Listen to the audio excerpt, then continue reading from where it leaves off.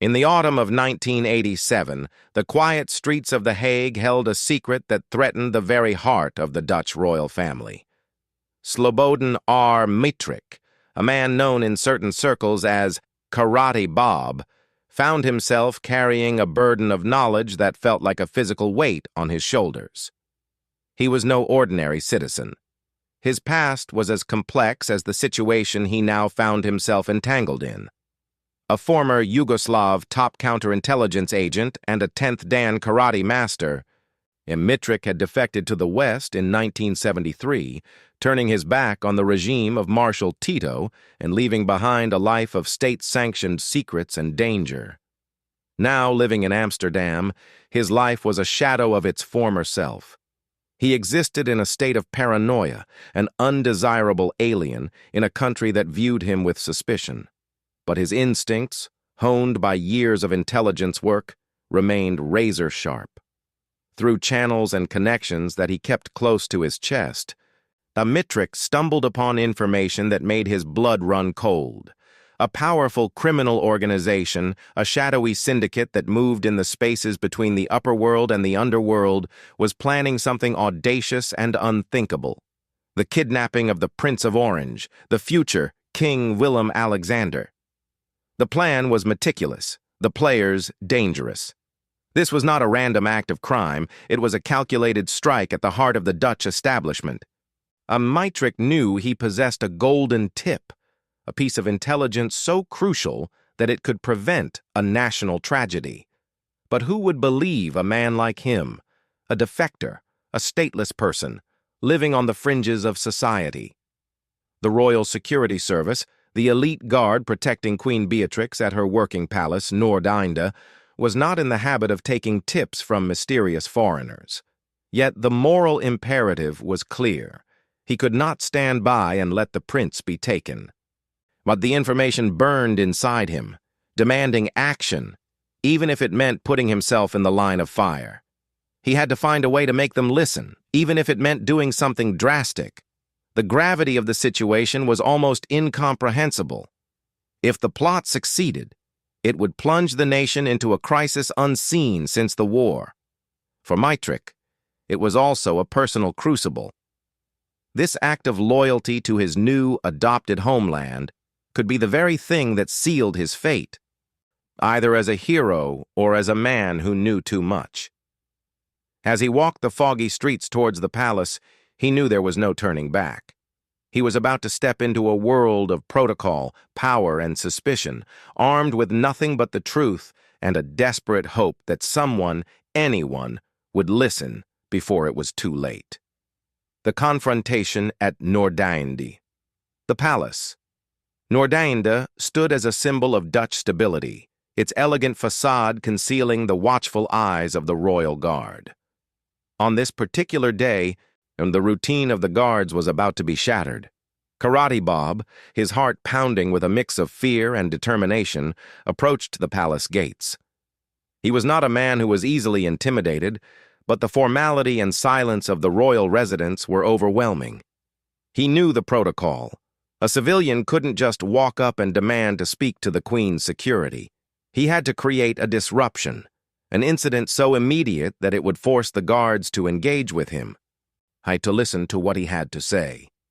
As he reached the designated area, a young, stoic royal guard stood at his post, a picture of discipline and unwavering duty. In a moment that would become the stuff of legend, Maitrich, the karate master, made his move. He didn't draw a weapon or shout threats. Instead, he used the very thing that defined him, his martial arts skill. He struck the guard firmly in the chest. It was not a blow meant to injure, but one designed to shock, to disrupt the silence, to create a scene that could not be ignored. The impact was solid, a sharp thud against the guard's ceremonial uniform. For a split second, time seemed to freeze. The guard, trained to withstand provocation, did not flinch or break his stance. His eyes, however, locked onto Maitrich with an intensity that spoke of years of training. The public, the few passers-by who witnessed the act, gasped. This was an unthinkable breach of royal protocol. What happened next, however, I was not what Matrick expected. He had braced himself for a physical counterattack, for the guard to tackle him, for the sirens to blare. Instead of aggression, the guard displayed an almost superhuman level of discipline. He remained at his post, his expression unchanging, while silently signaling for backup. Within moments, the atmosphere transformed.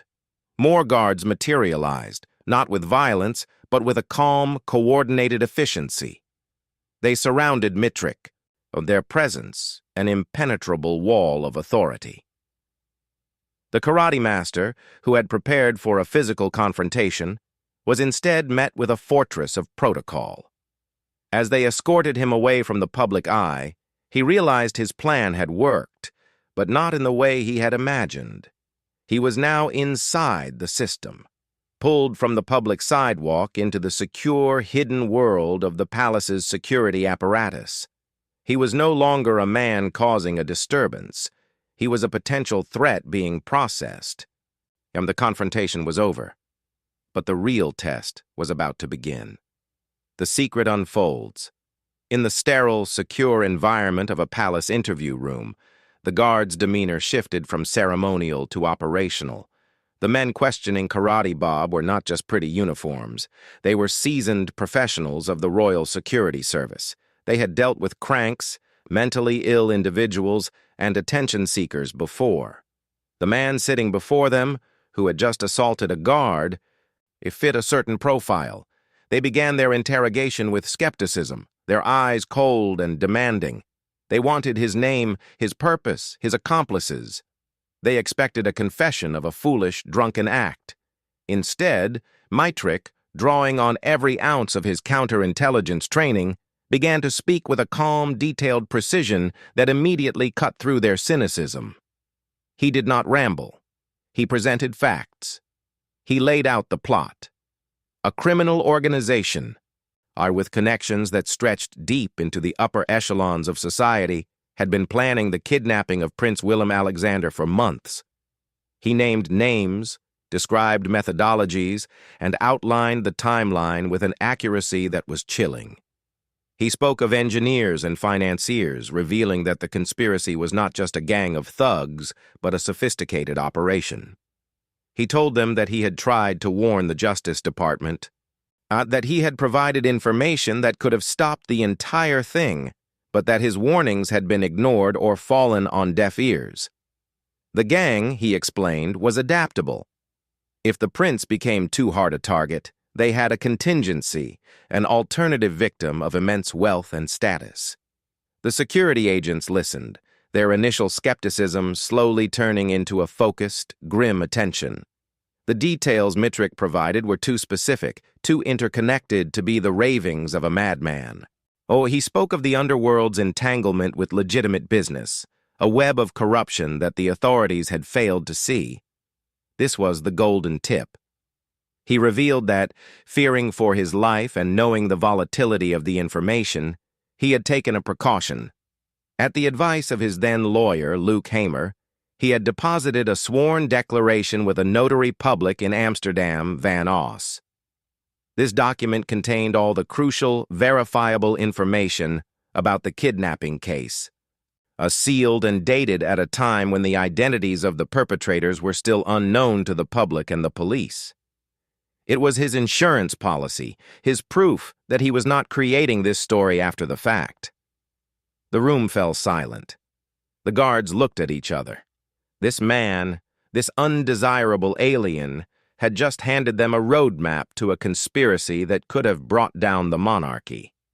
The immediate concern shifted from the assault on the guard to the credibility of the threat. They had to act. And they had to act fast. A prince saved, an heir lost. The gears of the security state began to turn with an urgency they had rarely known. The information provided by Karate Bob was disseminated through the highest channels. The protection around Prince Willem-Alexander was increased to unprecedented levels. His routines were changed, his public appearances were canceled or subjected to intense scrutiny. The criminal organization, likely sensing the sudden, impenetrable wall of security that had sprung up around the royal family, realized their primary target was now out of reach. Their elaborate plan, months in the making, had been thwarted. The golden tip had worked. The life of the future king had been saved. But the victory was a silent one. There were no headlines, no public announcements thanking the mysterious informant. The work of intelligence is, by its nature, invisible. The Royal Security Service had averted a catastrophe, but the danger was not over. The criminal syndicate, a hydra with many heads, simply shifted its focus. They had a backup plan, an alternative target of immense value. Their sights turned to Gerrit Jan Hein, a multimillionaire industrialist and a member of the family that founded the Ahold retail empire. He was a giant of Dutch commerce, a symbol of capitalist success, and, compared to a protected prince, a softer target. Karate Bob, from his precarious position, I watched in horror as the scenario he had warned about began to unfold. He had tried to tell the Justice Department about this very contingency, but his warnings had been ignored. The system that had finally listened to him about the prince had failed to connect the dots regarding the secondary threat. On a seemingly normal day in September 1987, Gerrit Jan Hein was kidnapped while walking near his home. The nation was stunned. The kidnapping made international headlines. Despite a massive manhunt and a ransom being paid, the story ended in tragedy. Hein was murdered, his body not found until months later. For Mitrick, the news was a devastating blow. He had possessed the keys to the kingdom, the information that could have saved two men. He had succeeded in saving one, but the other was lost. The tsunami of indifference from the authorities had claimed a life. The entanglement of the upper and underworld that he had documented was now written in blood. And he was left with the bitter knowledge of his partial success and the haunting failure that followed. The man who had the power to shake a palace was powerless to stop the tragedy that his own intelligence had foretold. The ghost in the machine. In the aftermath of the Hagen tragedy, the investigation intensified. The mastermind behind the plot, an engineer named Ferdi Elzas, was eventually apprehended. The authorities patted themselves on the back for solving the crime. But for Karate Bob, this was a half-truth. Elzas was just a cog, a visible piece of a much larger, more dangerous machine. The real big fish, the shadowy figures who connected the criminal underworld to the respectable upper world, remained in the dark, their power untouched and their identities protected by a system that was either corrupt or incompetent. Mitrick became a ghost. The man who had delivered the golden tip, who had stood in front of a royal guard and forced the state to listen, that was now being treated as an inconvenience. Instead of gratitude, he faced a campaign of character assassination at the hands of the Dutch state. His status as a defector, once a point of value to Western intelligence, now made him a liability. He was labeled an undesirable alien and forced to live under deplorable conditions in Amsterdam. The very system he had helped protect was now systematically destroying him. He watched as the years passed. Yet the little boy whose life he had saved grew up, became king. The murder of Gerrit Jan Hein became a closed chapter in Dutch history. But for Mitrick, the story was not over. In 2013, a new threat emerged. The Dutch State Secretary of Justice, Fred Teven, initiated proceedings to extradite the 65-year-old ailing writer back to Belgrade. For Mitrick, this was a death sentence. The high state treason he had committed against the Tito regime in 1973 was not forgiven or forgotten, and to be sent back to Serbia was to be sent to his probable death. All his legal attempts, led by his lawyer, Henry Sarolia, had been exhausted.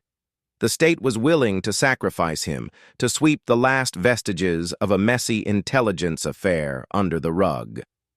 The man who had given the golden tip was now a man with a target on his back.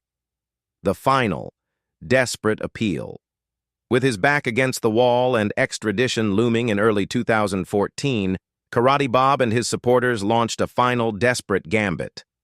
But they decided to go public with the truth, to bypass the indifferent bureaucracy and appeal directly to the one man who could make a difference, the very man whose life he had saved. King Willem-Alexander. A petition was started, not asking the king to interfere in matters of state, which he constitutionally could not do, but to simply confirm the truth. The appeal was simple and elegant, and it asked the king to do what no court or government minister would do: inquire with his own royal security guards at Palace Noordeinde. Was it true that in 1987, a man named Karate Bob had come to them with a golden tip that had prevented his kidnapping? Furthermore, they pointed to the notary declaration deposited in Amsterdam, a sealed, time-stamped document that held the key to the entire conspiracy. Examining this document, they argued, would provide undeniable forensic proof that Mittrick was not a liar, but a savior. The petition, addressed to the king via the Royal Information Service, RVD, laid bare the entire incredible story. It was a plea for justice, a plea for the king to save the life of Karate Bob, in return for the life Bob had saved for him. It highlighted the illegal and inhuman scheme of the extradition and called for a worldwide public outcry to prevent this crime against humanity. The ball was now in the court of the palace. Would the king, surrounded by protocol and advisors, acknowledge the debt owed to a ghost? Or would Karate Bob, the master of secrets, be shipped off to his doom, taking the truth of the entanglement of the upper and underworld with him? The fate of the man who had once shocked a royal guard now rested in the hands of the royalty he had protected, a final, ironic twist in a life lived on the razor's edge,